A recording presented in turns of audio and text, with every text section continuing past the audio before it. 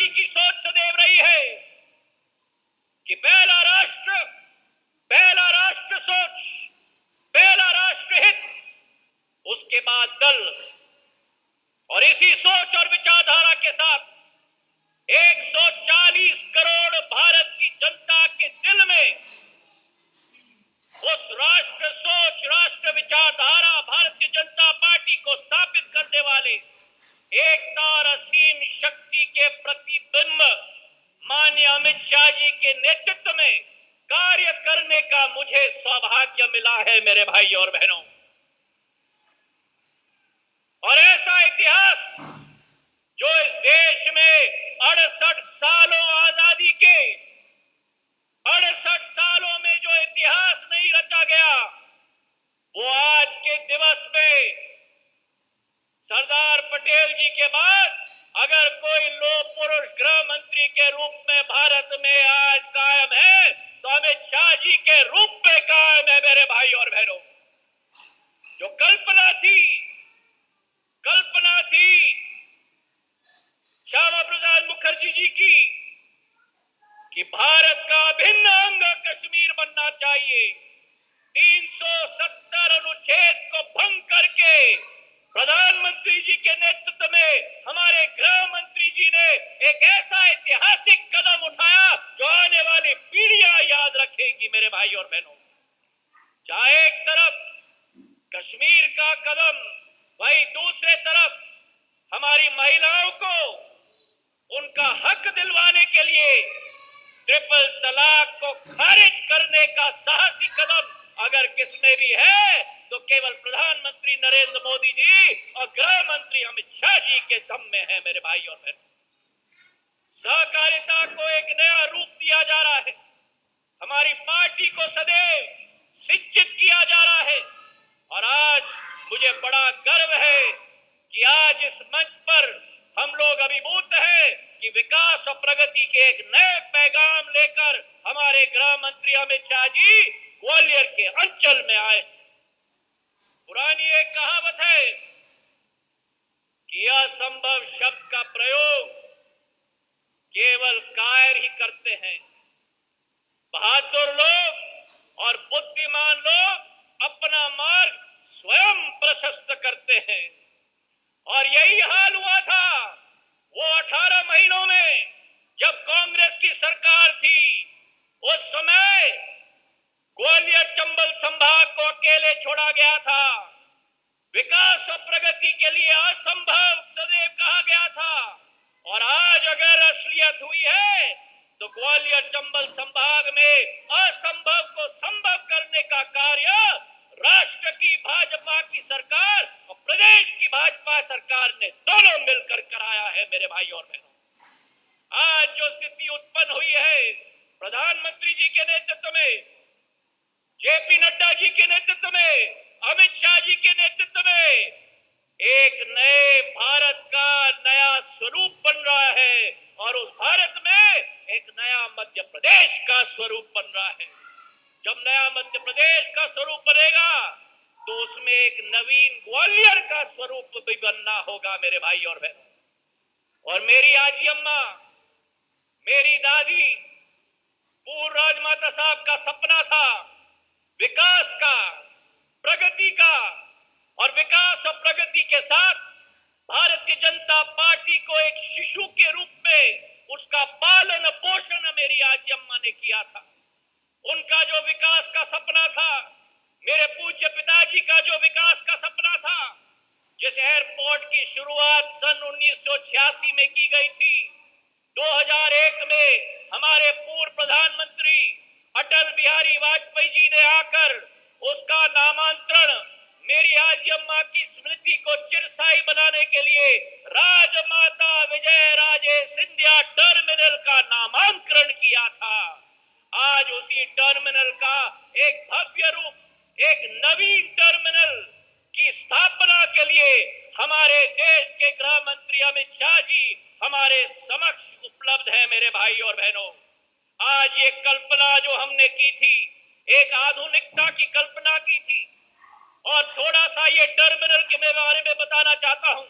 जो वर्तमान का टर्मिनल केवल 25 एकड़ में है, धन्यवाद अर्पित करना चाहता हूं मुख्यमंत्री जी को, कृषि मंत्री नरेंद्र सिंह जी को। वर्तमान का नया टर्मिनल 180 एकड़ में स्थापित होगा, 8 गुना ज्यादा बड़ा होगा। जो वर्तमान का टर्मिनल केवल 30,000 स्क्वायर फुट का है, आधुनिक बनने वाला टर्मिनल इंदौर और भोपाल से बड़ा 2 लाख स्क्वायर फुट का बनने जा रहा है मेरे भाई और बहनों। ये कल्पना है भविष्य की ग्वालियर की, ये कल्पना है आधुनिक ग्वालियर की। और ये विश्वास मैं आपको दिलाता हूं कि इसके साथ कार्गो का टर्मिनल भी बनेगा, 4 एरो ब्रिज भी बनेंगे और ग्वालियर की इतिहास, ग्वालियर की संस्कृति, जिस पर पूर्ण जोर प्रधानमंत्री जी ने सदैव दिया है, गृह मंत्री जी ने सदैव दिया है। तानसेन से लेकर मान मंदिर किले के हर विभूतियों को उसमें अलंकृत किया जाएगा, ताकि जो पर्यटक ग्वालियर में प्रवेश करेगा वो ग्वालियर का आधुनिक रूप भी देखेगा और ग्वालियर की पुरानी संस्कृति और इतिहास का पूर्ण संगम भी उस एयरपोर्ट में देखेगा। आवागमन की सुविधाएं बढ़ाई गई हैं।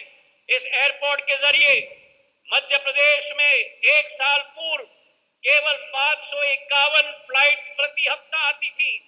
आज एक साल के अंदर प्रधानमंत्री जी के नेतृत्व में और उनके संकल्प के आधार पर, गृह मंत्री जी के आदेश पर आज मध्य प्रदेश में 854 फ्लाइट प्रति हफ्ते आती है मेरे भाई और बहनों। पिछले माह हमने ग्वालियर को इंदौर से, जबलपुर से जोड़ा दिया। पिछले माह ही जो सपना हमारा था, छोटे छोटे विमान ग्वालियर में आते थे, पिछले माह से देश में सबसे बड़ा विमान एयरबस 321 दिल्ली से मुंबई हर दिन अब आता है। 180 यात्री उस विमान पर हर रोज आते हैं। जब ये सूचना मैंने गृह मंत्री जी को दिया तो गृह मंत्री जी का आदेश था कि सिंधिया जी, ग्वालियर को आप दूसरे बड़े शहरों से जुड़वाइए।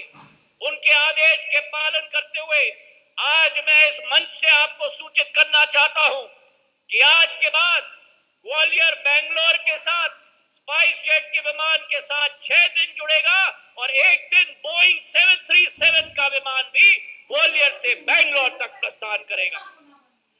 और केवल ये नहीं, देश की आर्थिक राजधानी मुंबई के साथ ग्वालियर से मुंबई की फ्लाइट हफ्ते में 4 दिन एयरबस 321 विमान 180 की संख्या के साथ 4 दिन हफ्ते में रोज चलेगी। ये विश्वास 15 नवंबर से ये सूचना हम लोग आपको देना चाहते हैं। ग्वालियर के लिए एक विकास मॉडल भारतीय जनता पार्टी ने तय किया है। आज इस एयरपोर्ट के साथ 8 जिलों में 4,300 करोड़ रुपए की नल जल योजना की शुरुआत भी हमारे गृह मंत्री जी के कर कमलों से की जाएगी। जो 4,300 करोड़ की योजना है, जहां एक एक घर और एक एक गांव तक पानी पिलाने का कार्य की शुरुआत और शुभारंभ इस मंच से किया जाएगा। इसके अतिरिक्त ग्वालियर के लिए एक खाका इस मंचासीन समस्त सभी लोगों ने मिलकर बनाया है। एक ऐसा खाका जो ग्वालियर को पूरे देश में एक नया ऊर्जा का केंद्र बनाएगा। जहां एक तरफ एलिवेटेड रोड 1100 करोड़ की बनेगी ग्वालियर के लिए एक रिंग रोड, वही एक नया रेलवे स्टेशन 450 करोड़ रुपए से केंद्र सरकार से स्वीकृत हो रहा है। मुख्यमंत्री जी के आदेश के आधार पर ग्वालियर में अस्पताल नया 450 करोड़ रुपए का 1000 बिस्तर का बन रहा है। और इसी के साथ साथ चारों तरफ हाईवे की श्रृंखला, ग्वालियर आगरा का हाईवे जो 1000 किलोमीटर का 6 लेन के बनना जा रहा है।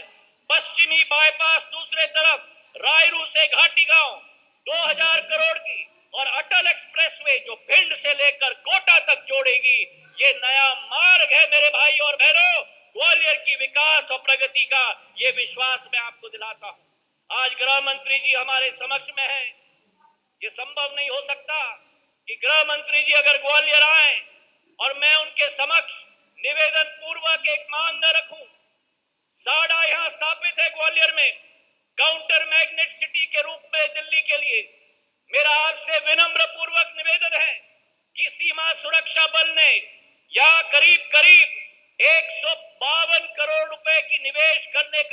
लिया है। मेरा निवेदन है कि इस बटालियन का मुख्यालय ग्वालियर में स्थापित हो, ताकि इस क्षेत्र का जो नौजवान है, जो भारत माता के लिए अपना जान देता है, उसकी स्थापना भी ग्वालियर के साड़ा क्षेत्र में स्थापित हो। और उसी के साथ साथ ITBP, Indo Tibetan border police की श्रृंखला भी यह हमारे क्षेत्र में स्थापित हो, एक सपोर्ट वेपन ट्रेनिंग सेंटर, जिसके आधार पर हमारे क्षेत्र के 2,500 से 3,000 नौजवानों को प्रशिक्षण मिलेगा, वो भी हमारे ग्वालियर के साड़ा में स्थापित हो। ये विनम्र पूर्वक 2 निवेदन है। तो आज ग्वालियर की इस नई गाथा में हम सब शामिल हो, विकास की श्रृंखला में हम सब शामिल हो। तानसेन की रागों के सुसज्जित ग्वालियर के साथ विकास की एक नई मॉडल की शुरुआत भी होगी। अंत में 3 पंक्तियों से मैं अपना भाषण समाप्त करता हूं कि दिल में जोश वही लाता है, दिल में जोश वही लाना है, ग्वालियर का गौरव बढ़ाना है। दिल में जोश वही लाना है, ग्वालियर का गौरव बढ़ाना है। फितरतन आंधियां बुझाएंगी, फितरतन आंधियां बुझाएंगी, आदतन हमको दिया जलाना है, आदतन हमको दिया जलाना है। अरे वो सितारों की बात करते हैं, अरे वो तो सितारों की बात करते हैं, हमको तो आसमान को उतार लेके आना है। धन्यवाद। जय हिंद। भारत माता की